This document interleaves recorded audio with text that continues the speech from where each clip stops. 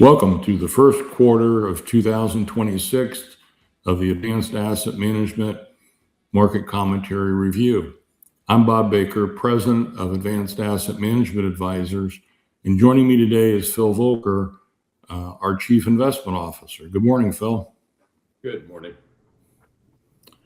Well, as always, there's never a dull moment in the stock, bond, and commodity markets, and today is no exception. There are so many questions that cannot and will not be answered for quite some time. So we thought we'd talk about them, which are the same items we review in our market commentary. So let's start with the first one, oil prices. What's your perspective on that, Phil? Yes. Everybody has an opinion. You can hear all kinds of forecasts in the financial media, including, oil going to $200 a barrel. But if you look at the markets, which is where all of the key players represent their opinions, we see nearer term deliveries for oil at $100 to $110. And if you look out 1 year, oil's trading at about $74 for delivery in 1 year.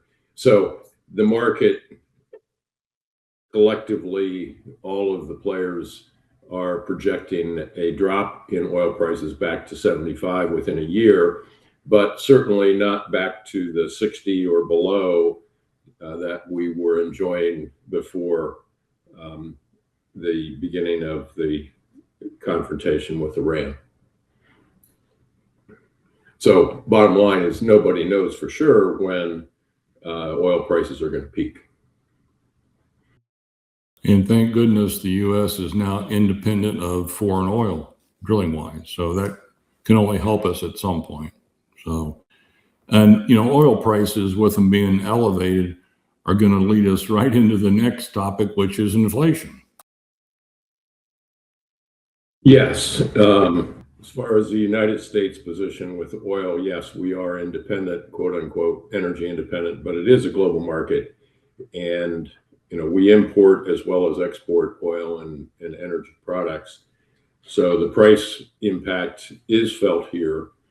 The difference is that we don't have shortages of oil like they're starting to see in Australia, Japan, and some of the other markets that are totally dependent upon imports for their oil. And you're right, it is going to affect inflation. The problem is that inflation had been heating up before this all started. If you look at the Fed's favorite gauge, the super core PCE, it averaged a 4.25% rate for the 3 months ended in February. So that's 4.25 inflation on the super core through January. So certainly the headline inflation, which includes energy and food, is going to be impacted most by the energy prices. But the super core will eventually pick up some of that as well. So, the Fed has an inflation problem. They did have an inflation problem before this started, and they had been dropping interest rates over the last year plus against what some people recommended, including ourselves. And of course, talking about inflation and oil prices leads us to interest rates as the next topic. Yeah, so short rates are higher since, again, post-Iran,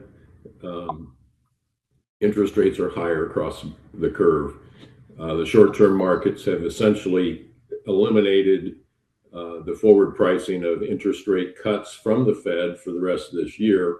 In fact, I think it's out to summer of 2027 before the market is pricing in any Fed fund rate cuts. The long market also, the 10 years higher by 35 basis points, which is pricing in higher inflation over that 10-year period. And, long-term Treasury bond index is down in value about 5%, which leaves it down about 28% from, several years ago when the Fed first started raising interest rates. And of course, then we take a look at the economy and GDP, and we've had some changes there. Yes, the economy, it was pretty lumpy last year with, a 2% real GDP growth, which is okay. But that was comprised of some pretty strong numbers, between 3.5% and 5% in the second and third quarters. But a pretty low number, less than 1% in the fourth quarter. So it averaged out to be okay, but it was pretty lumpy. This quarter, first quarter of 26, forecasts were pushing 3% until the Iran situation, and are now down at 2 or even below. So there's some cooling, if you will. Part of that's exports, imports affecting the GDP number, or projected number.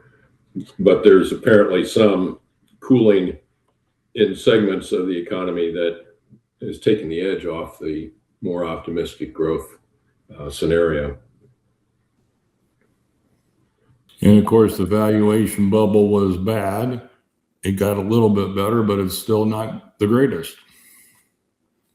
Yeah, the stock market is roughly 20 times forward earnings right now. That's down from 23.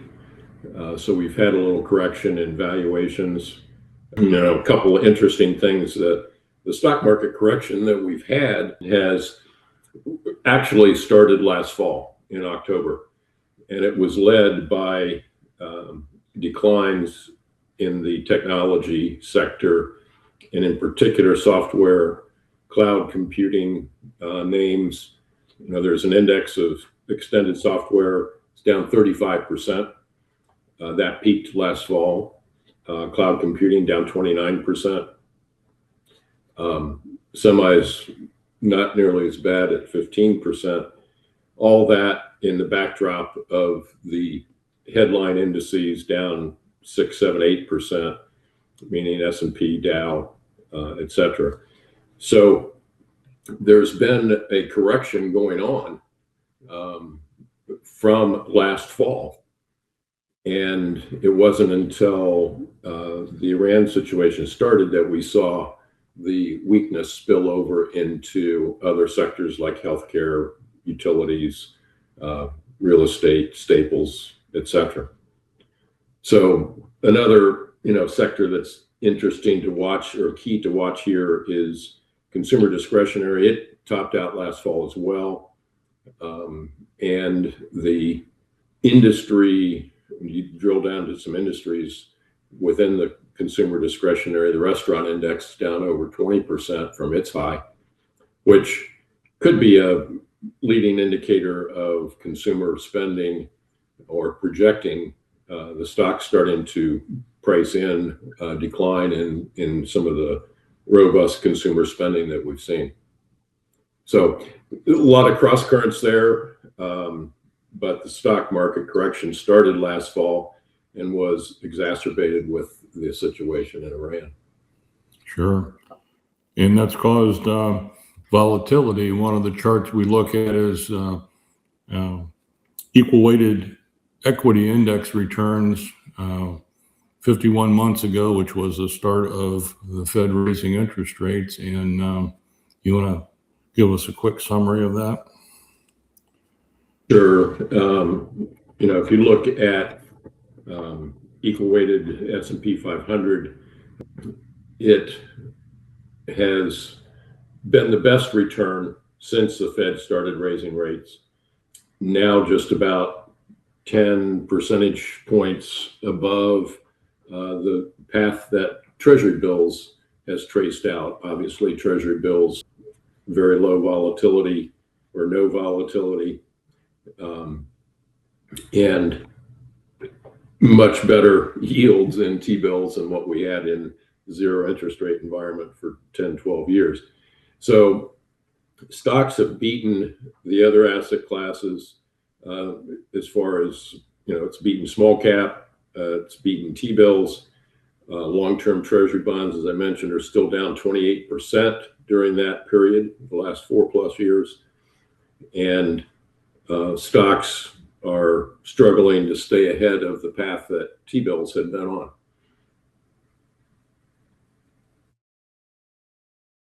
And of course, the status of the strait is probably one of the most important things going on right now. It is. And, financial media talks about how 20% of the global oil supply flows through the Strait of Hormuz, and that's true. But seldom do you hear reference to other commodities as far as global supply. Sulfur would be next at 45% of global supply. Helium, 30%. And helium is important in the manufacturing process for semiconductors. They use liquid helium to cool that process. And probably for the world, one of the most important is fertilizer. Urea, 22%, fertilizer, 20%, ammonia, 15%. So those commodities are becoming more dear. Prices are higher. There's probably some shortages somewhere in the world for fertilizer. This is all going to impact the farming industries and be a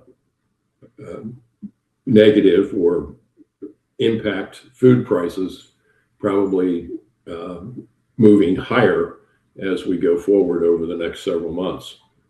So yes, the Strait of Hormuz that officially has maybe 5, maybe 10, some people say 15 ships passing through in the last month and a half versus 100 to 120 on a normal day. All of these commodities are going to be impacted to some degree and impact inflation on a global basis. I mean, it's hard to imagine 120 ships passing through there in a given day, but that happens. That's the way it is normally. And like I said, it's down to 5 to maybe 15.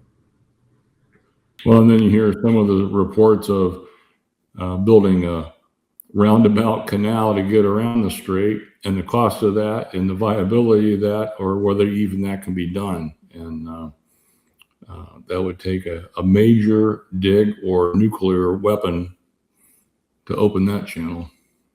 Yeah, and not discounting the fact it would take years to get it done. The one, Saudi Arabia has a pipeline over to the Red Sea, which can carry, I think it's 5 million barrels a day. So they've been loading ships over there, but that's a small percentage of the global supply. It's just an opportunistic workaround on the margin. It would take a long time to build another pipeline or two also. So right. So you are correct, though. The Strait of Hormuz is the entire, we think, key to the financial impact and the market impact going forward. And it doesn't matter what scenario you want to build, who declares victory when and on what basis. The safe and consistent passage of shipping through the strait is the key factor that will determine the duration and extent of the impact of all this on the economies and the markets around the world. And there's talk that China, with what China's doing over in their part of the world in terms of the seas and who controls them, I'm sure China's watching what we're doing in the strait to see the outcome there.